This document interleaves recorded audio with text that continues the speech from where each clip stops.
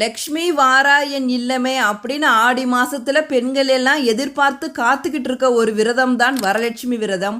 வரலட்சுமி விரதம் இந்த வருஷம் ஆகஸ்ட் 8ஆம் தேதி வர வெள்ளிக்கிழமை வருது.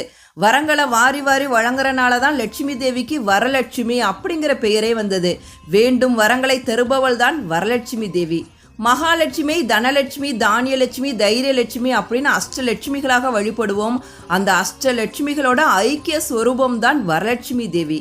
வரலட்சுமி விரதம் இருந்து இந்த அஷ்டலட்சுமிகளையும் மனதார வேண்டி தீபமேற்றி வழிபாடு செய்யும் போது நம்ம வாழ்க்கைக்கு தேவையான 16 வகை செல்வங்களையும் அந்த மகாலட்சுமி நமக்கு கொடுப்பா. செல்வம் அப்படிங்கிறது வெறும் பணம், காசு, நகை, சொத்து இது மட்டும் கிடையாது.